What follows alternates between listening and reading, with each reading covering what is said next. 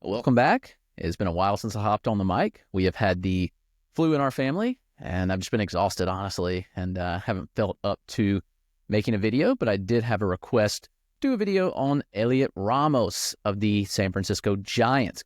Was his season legit last year? What should we expect this year? Let's break down the profile for Heliot Ramos, 25-year-old outfielder for the San Francisco Giants. Now, Ramos was once a quite hyped prospect, former first-round pick in 2017, got over a $3 million bonus in Puerto Rico. There's a lot to like here in this profile, and he's always kind of had the pedigree. You look throughout the minors, there were some ups and downs at times, but Ramos had put things together and looked like he was really coming into his own.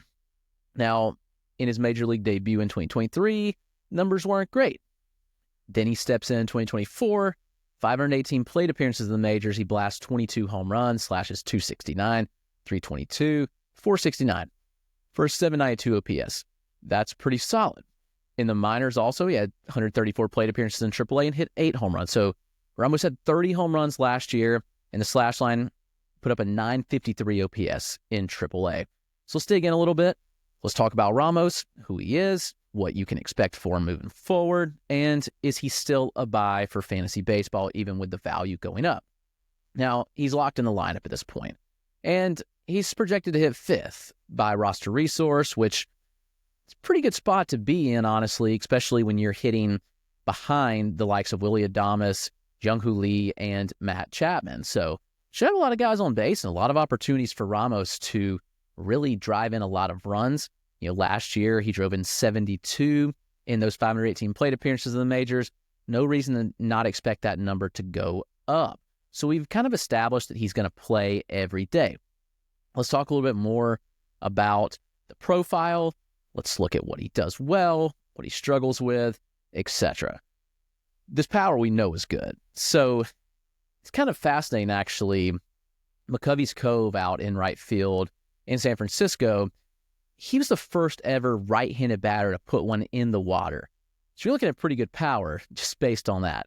Now, 22 home runs in that sample, but let's look at the exit velocity data, and it looks pretty good. 91.5 mile an hour average EV, that's 85th percentile for all hitters last year. Very solid there. A 107 90th percentile exit velocity, that's plus power for sure. That ranks in the upper tier of all hitters as well. Probably right in that 85th, 90th percentile there. In the minors, in a smaller sample, but a 109 90th, that's big boy juice. You look at the max EV as well, 112 in the majors, 113 in AAA last year. So we know the power is there. He barrels the ball up at elite rates. 14.5% barrel rate was 92nd percentile for all hitters. So very good mark there. Hard hit rate, 47.5%. Bat speed, 75.2 miles an hour, 90th percentile for hitters. So every box he kind of checks for a quality of contact and power standpoint is there. And it shows. I mean, his xWOBA of 434 was really, really good. It was higher in AAA. You look, the power numbers on balls in the air are really good. He's had a pretty steady improvement on his ground ball rate over the years, hit just 43% of balls on the ground last year. So that improvement is notable. Look, I mean, 96.2 mile an hour average EV on fly balls, 96 on line drives. That's phenomenal. The interesting thing is, he got to a lot of power without pulling balls. A 30% pull rate's really low. He went to the opposite field in dead center, dead center more than he pulled it, and to the opposite field, as often as he went to the pull side.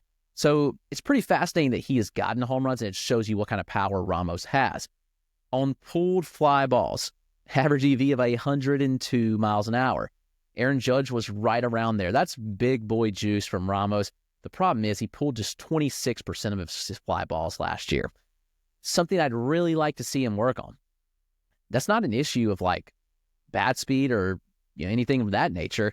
It's just point of contact, which is a new stat we're actually going to see come out on Baseball Savant soon, which I think will be pretty interesting.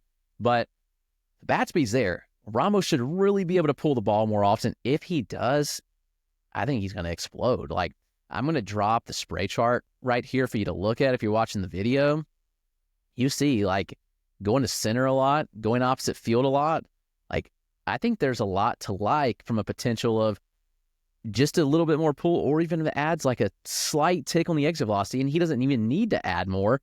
But if he adds just a little bit more, like there's going to be a lot more home runs, in my opinion. I know this ballpark in San Francisco holds balls in, more often, but Ramos hit some shots. Like I'm looking at some balls that went out to like dead center and traveling like 390, like just shy of going out at a lot of places. I mean, some of these are hit on the screws. Like this one was hit 107, fly out to Jackson Maryland Center, but hit 107 at a 20 some degree launch angle. Had it up. It was a 23-degree launch angle at 107. Like that leaves the yard pretty often. Went 401. It's a fly out. Like I just look at the spray chart as you're looking at it. I think Ramos is pretty close to leaving the yard like much more often. I think there could be 30 home run pop in this bat if we're being honest. Like pretty fascinating. So we know the power's there. We've established that with Ramos, but what else does he bring to the table? Like what does the contact look like? Obviously, it's not as good as the power. Like you've got a power bat that has some concerning issues with contact. They're not like glaring red flags in my opinion. So like you look and the chase rate of 30%, like, yeah, I mean, it's a little higher than you like to see, but it's just barely north of MLB average. It's not an issue. I think the plate approach is good though, despite that 30% chase rate. Here's why. Meatball swing rate of 83%. So pitches over the heart of the plate, he's swinging at 83% of the time. Zone swing, 72.3%. Those are both like solidly well above average. The heart swing rate being 7 percentage points above MLB average, and the zone swing rate being a little over 5 percentage points above MLB average as well. The zone contact rate is right at MLB average. You look, 81.7%, league average, 82%. All right, that'll play. The overall contact rate, a little bit lower than you'd like to see. It pushes down close to 70%, right? It's 71%. Just a little bit below the MLB average, but his chase contact was really poor. That's not an issue if you chase less. So I actually like the aggression in the zone from Ramos. I think that it's going to play. You look at his pitch-by-pitch breakdowns, and honestly, like, yeah, he matches fastballs, but he handles his own against breaking balls too. Yeah, the whiff rate's a little higher than you'd like to see, but the run value on breaking balls is not all that bad. Like, he actually handled curveballs pretty well, had a solid whiff rate there against curveballs, hit 261 against. Honestly, it's kind of like the sweeper that was eating him up a little bit, 40% whiff rate against sweepers. But again, he wasn't facing those all that often. Saw a sweeper just 118 times last year. So not a huge number by any means. His most faced pitches were fastballs by far. And against generic, like more regular sliders, like he handled his own fine. Like, yeah, there was some whiff, but he still hit 260 against. He had a 470 slug against on sliders. So not a lot of issues there in the profile.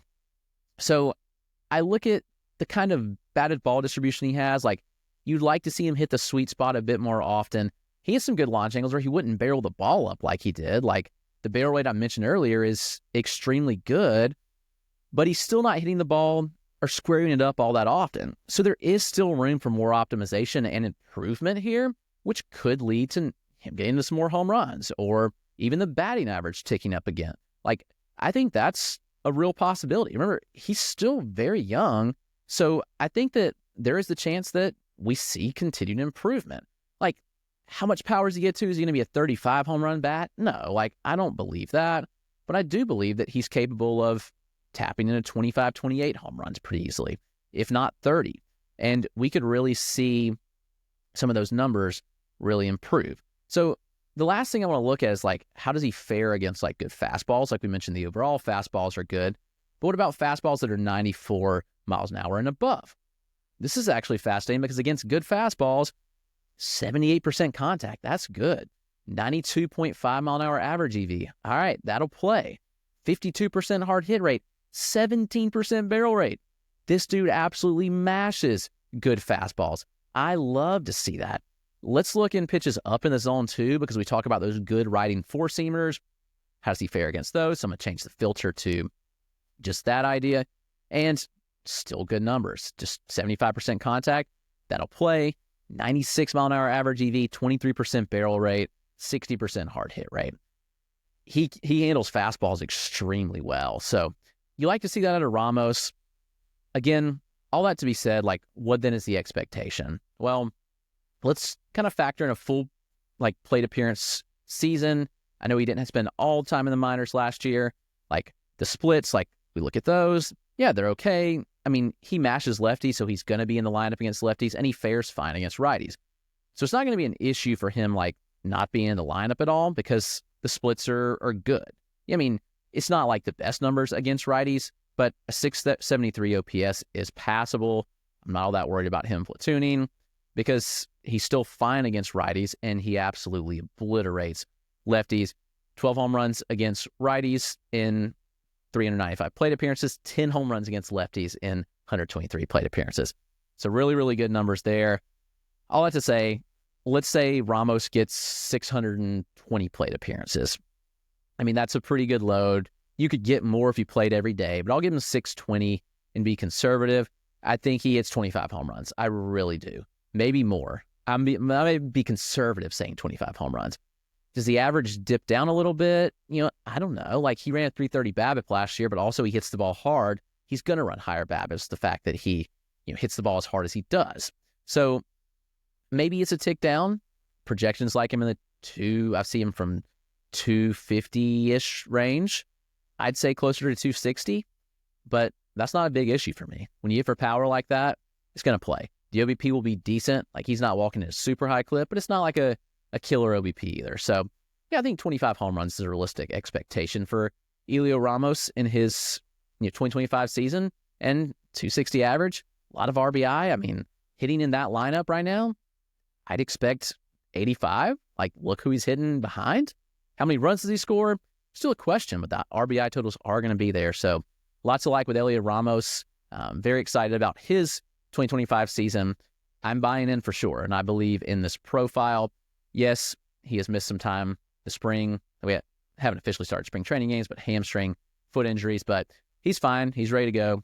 So I'm not all that worried about the injury. I think he'll be good. So Heliot Ramos, San Francisco Giants, he's a buy.